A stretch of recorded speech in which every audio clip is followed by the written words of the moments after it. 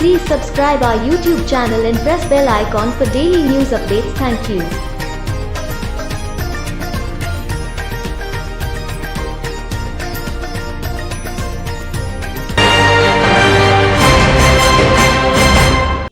নমস্কার, বিটিএন আমার করিমগঞ্জে সবাইকে স্বাগত জানাই। আমি প্রেমবন্তী।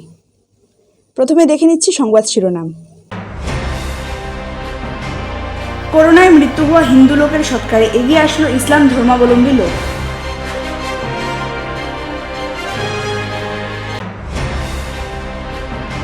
হোজাই সমষ্টির নতুন বিধায়ক রামকৃষ্ণ ঘোষের সংবাদ মেল।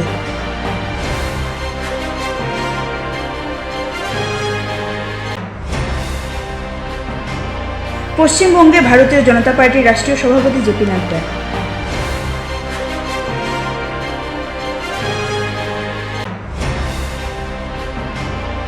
এক পাষণ্ড পিতার ভিডিও সোশ্যাল মিডিয়ায় ভাইরাল।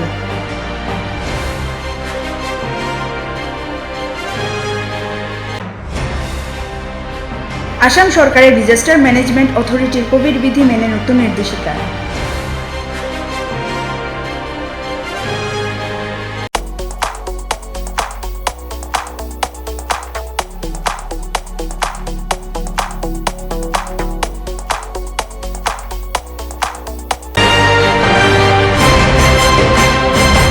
করিমগঞ্জ শহরের শ্যামাপ্রসাদ রোড 24 নম্বর ওয়ার্ডের বাসিন্দা মৃণালকান্তি দের করোনা রোগে মৃত্যু হলে হিন্দু শাস্ত্র মতে শ্মশানে তার সৎকাজ সম্পূর্ণ হয়। কিন্তু করোনা রোগে মৃত্যু হওয়ায় পাড়া প্রতিবেশী শ্যামাপ্রসাদ রোডের শ্মশানে সৎকার করতে বাধা দেওয়ায় জেলা প্রশাসন বাধ্য হয়ে করিমগঞ্জের কর্ণমধু জিপির বাজারঘাট এলাকায় পুলিশ রিজার্ভে খালি জায়গায় নিশারাত্রে স্থানীয় মুসলিম ধর্মাবলম্বী লোকেদের সাহায্যে প্রশাসন ও সমাজসেবী সংগঠন রবিনহুড আর্মির ব্যবস্থাপনায় এই সৎকাজ সম্পূর্ণ হয়। এই মহৎ কাজে যে বা যাহারা এগিয়ে এসেছেন ওনাদেরকে বিটিএন আমার করিমগঞ্জের পক্ষ থেকে অসংখ্য ধন্যবাদ ও অভিনন্দন।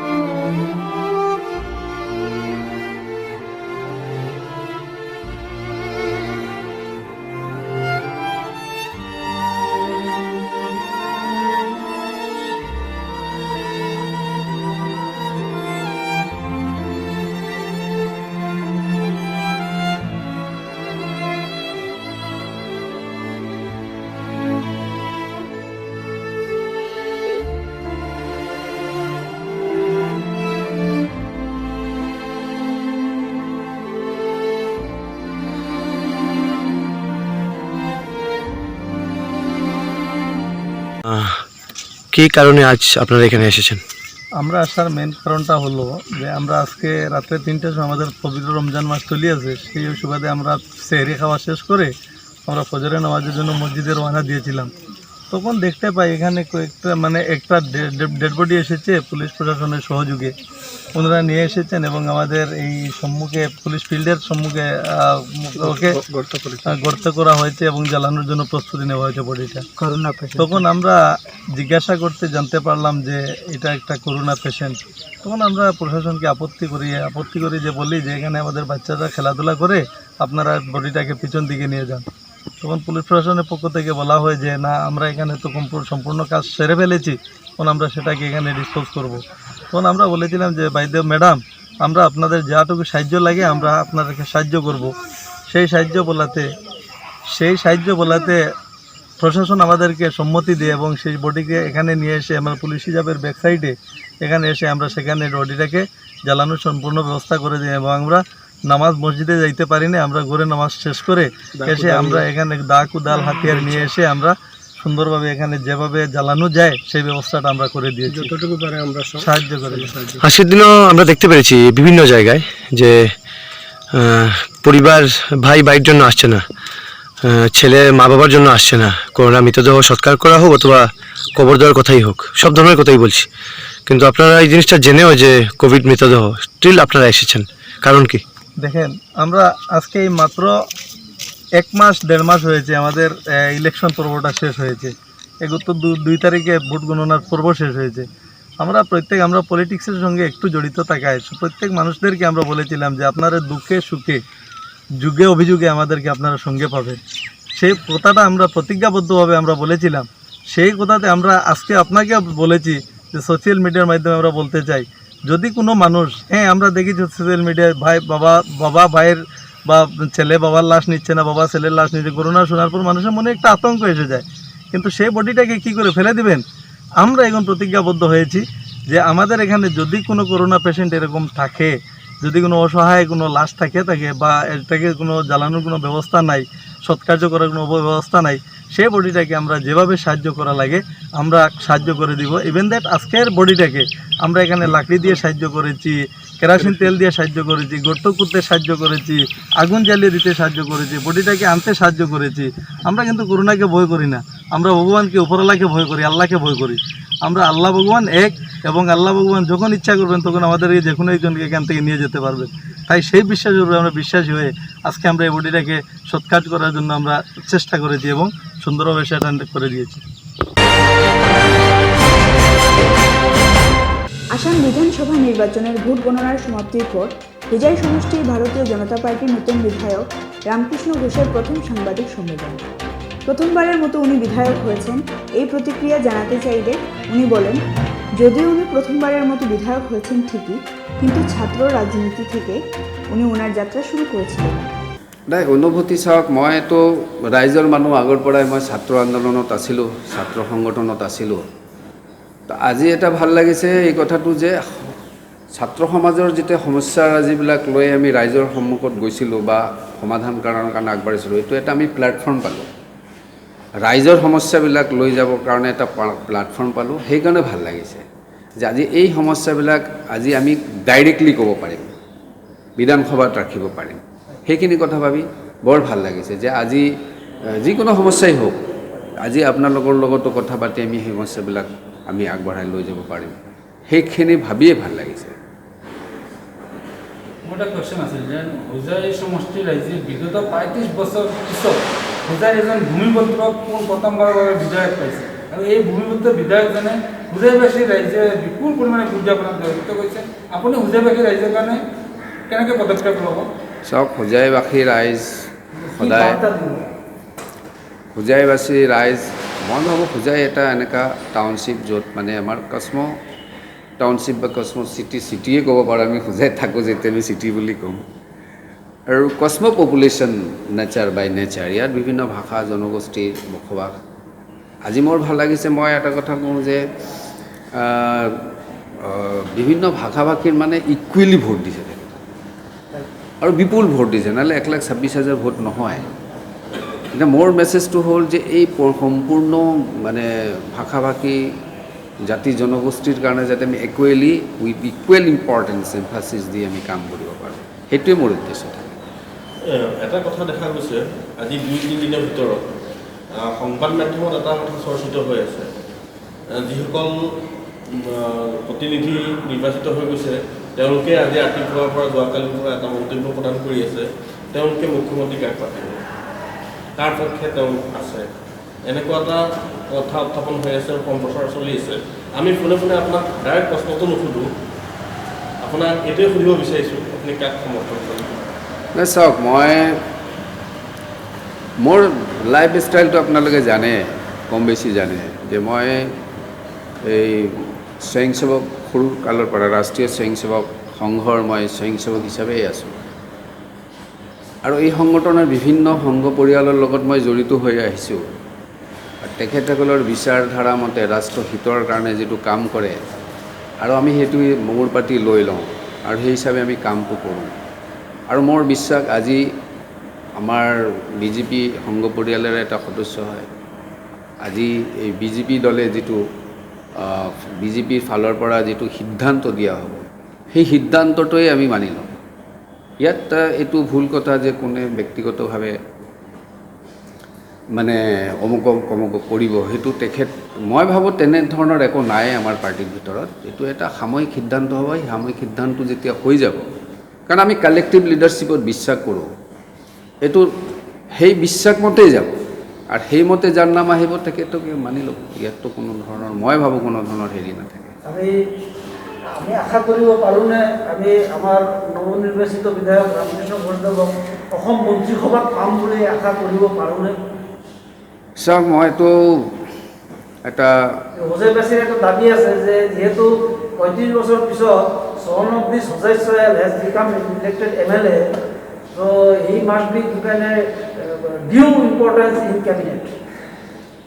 চাওক, এইটো কথা হ'ল কি, কোনোবা এটা ভাল কামৰ কাৰণে মই নাভাবোঁ কি কিবা এটা বাৰ্ট লাগিব, মই তেনেকুৱা নাভাবোঁ। আজি আমাৰ চৰকাৰটো থাকিব আৰু তাৰ কাৰণে যিটো কৰিব লাগে আমি কৰিব পাৰিম, আৰু বাকী যিটো মিনিষ্ট্ৰী দিয়া নিদিয়া সিদ্ধান্ত মই একেটাই কথা ক'ম, এইটো হাইকমাণ্ড, আমাৰ হাইকমাণ্ড শব্দটো নাই আমাৰ দলত। আমাৰ মানে কালেক্টিভ লিডাৰশ্বিপটো থাকে, আমাৰ এপেক্স বডিয়ে যিটো সিদ্ধান্ত ল'ব সিদ্ধান্ত মৰ্মে হ'ব। ইয়াতে মোৰ একো ক'বলগীয়া নাই। পশ্চিমবঙ্গের নির্বাচন সমাপ্তির পর যেভাবে হিংসা প্রতিহিংসা জেরে একে অপরের উপর প্রাণহানি হামলা চলছে তা কোনো লুকানো কথা নয়। এই সোশ্যাল মিডিয়ার জগতে এক নিমেষে চোখের সামনে সব সত্য মিথ্যা বেরিয়ে আসে। তারই প্রতিবাদে মঙ্গলবার ভারতীয় জনতা পার্টির সর্বভারতীয় সভাপতি জেপি নাড্ডা পশ্চিমবঙ্গ কার্যকর্তাদের মনোবল ধরে রাখতে সরজমিনে গিয়ে তাদের সঙ্গে দেখা করছেন।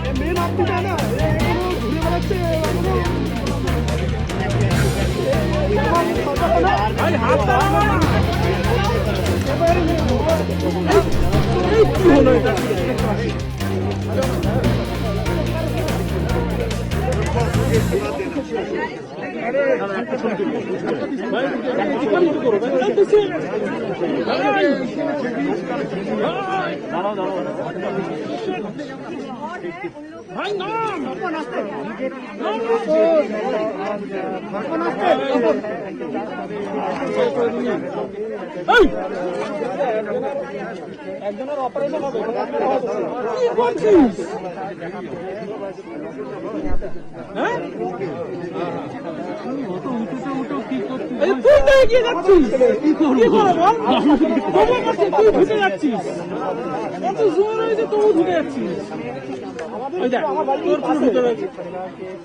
কি বলবো বলে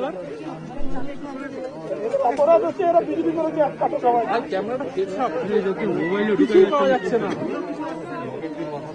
पश्चिम बंगाल के चुनाव के नतीजों के बाद जो घटनाएं देखने को और सुनने को मिली हैं वो हमें हतप्रभ करती हैं, चिंता में डालती हैं, क्योंकि शायद ऐसी घटनाएं भारत के विभाजन के समय मैंने सुना था, लेकिन उस आजाद भारत में अब चुनाव के नतीजों के पश्चात इतनी असहिष्णुता, इनटॉलरेंस हमने आज दिन तक नहीं देखा है। कार्यकर्ताओं पर जो प्रहार हो रहा है उसको व्यक्तिगत रूप से देखने के लिए और उन कार्यकर्ताओं के साथ इस विपत्ति काल में खड़े होकर के प्रजातांत्रिक तरीके से इस लड़ाई को लड़ने के लिए भारतीय जनता पार्टी कृत संकल्प है। We are committed to fight this ideological battle and the activities of TMC, which is full of intolerance, and we are ready to fight democratically. प्रजातांत्रिक तरीके से हम इस लड़ाई को लड़ेंगे। आज मैं व्यक्तिगत रूप में देखने आया हूं, अभी मैं 24 परगना जाऊंगा, बाद में उन कार्यकर्ताओं के घर जाऊंगा जिनकी जीवन लीला चुनाव के नतीजों के कुछ घंटे बाद उनके साथ हुई है, और संतावना तो दूंगा ही दूंगा, लेकिन उनके साथ करोड़ों भारतीय जनता पार्टी के कार्यकर्ता खड़े हैं इस अवस्था में, और निश्चित रूप से उनकी शहादत जाहिर नहीं जाएगी। उनकी आइडियोलॉजिकल लड़ाई हम आगे लड़के निर्णायक मोड़ तक पहुंचाएंगे।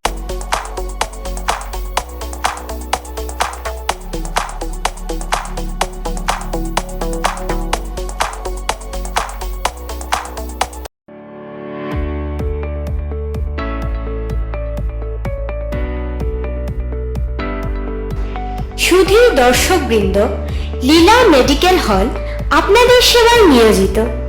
আমাদের এই লীলা মেডিকেল হলে যে সম্মানীয় বিশেষজ্ঞরা বসবেন রোগী দেখার জন্য, ওনারা হচ্ছেন ডক্টর বিপুল চন্দ্র ভট্টাচার্য, মেডিসিন বিশেষজ্ঞ, রোগী দেখবেন প্রতি রোববার। ডক্টর জহিরুল ইসলাম তাপাদার, অস্থিরোগ বিশেষজ্ঞ, রোগী দেখবেন মঙ্গলবার ও শনিবার। ডক্টর দিব্যজ্যোতি বর্মন, নাক কান গলা বিশেষজ্ঞ, assistant professor, Silchar medical college, রোগী দেখবেন বৃহস্পতিবার। ডক্টর ঋষভ দাস, দন্ত বিশেষজ্ঞ, রোগী দেখবেন শনিবার ও রবিবার। ডক্টর অঙ্গনা দাস, দন্ত বিশেষজ্ঞ, রোগী দেখবেন মঙ্গলবার ও শুক্রবার। তাছাড়া অনেক বিশেষজ্ঞ ডক্টরগণ এখানে রোগী দেখবেন।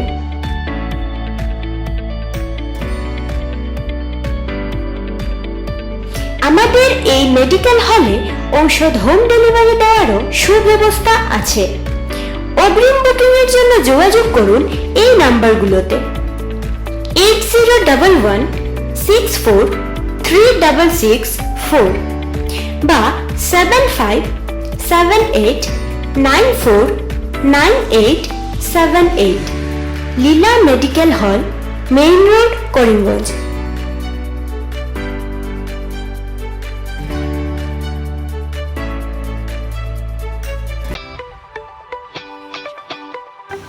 আনন্দ সংবাদ, আনন্দ সংবাদ, আনন্দ সংবাদ। সীমান্ত শহর করিমগঞ্জের লক্ষ্মীবাজার রোডে পয়লা বৈশাখের শুভ দিনে যাত্রা শুরু করলো নতুন এক ব্যবসায়ী প্রতিষ্ঠান, ডি গ্রসার নামের এই প্রতিষ্ঠান। এখানে উন্নত মানের চাল, ডাল, তেল, আলু, পেঁয়াজ সহ নিত্য প্রয়োজনীয় সামগ্রীগুলো অতি সুলভ মূল্যে পাওয়া যায়। বিভিন্ন স্বাদের বিস্কুট, কেক, শিশুদের প্রোটিন জাতীয় খাবার ও নানা রকমের স্টেশনারি সামগ্রী পাওয়া যায় এই প্রতিষ্ঠানে। হোয়াটসঅ্যাপের মাধ্যমে জিনিসপত্র অর্ডার দেওয়ার সুব্যবস্থা আছে। যোগাযোগের জন্য স্ক্রিনে দেওয়া মোবাইল নম্বরে কল করতে পারেন। মোবাইল নম্বর হলো 9613862370।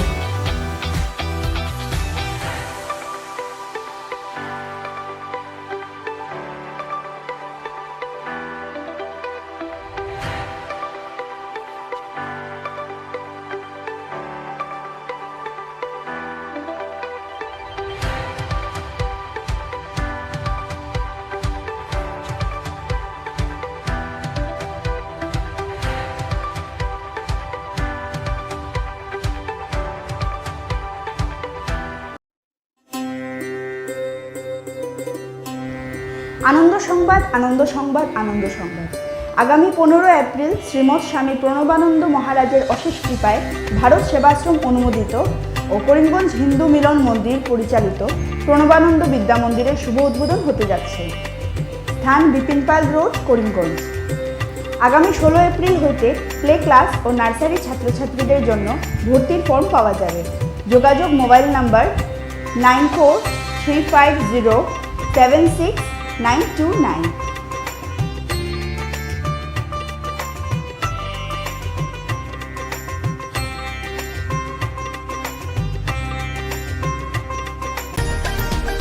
Please subscribe our YouTube channel and press bell icon for daily news updates. Thank you.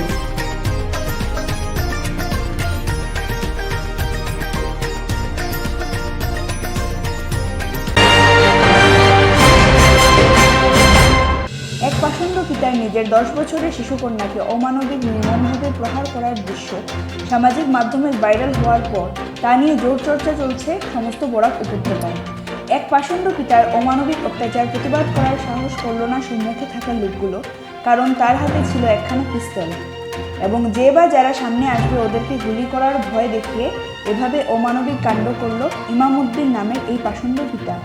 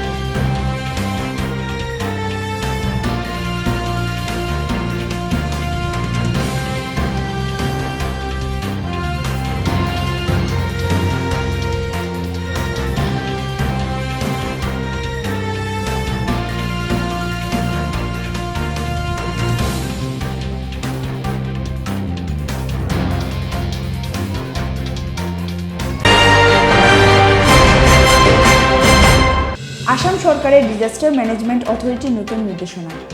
আগামী বুধবার অর্থাৎ 5 মে থেকে রাত্র 8 ঘটিকার পরিবর্তে সন্ধ্যা 6 ঘটিকায় নৈশ কারফিউ শুরু হবে। আর সন্ধ্যা 6 ঘটিকার পরিবর্তে দুপুর 2 ঘটিকায় সকল দোকানপাট, ব্যবসা প্রতিষ্ঠান তথা সরকারি বেসরকারি সকল অফিসগুলোও বন্ধ হবে বলে নতুন নির্দেশিকায় প্রেস রিলিজের মাধ্যমে জানানো হয়েছে।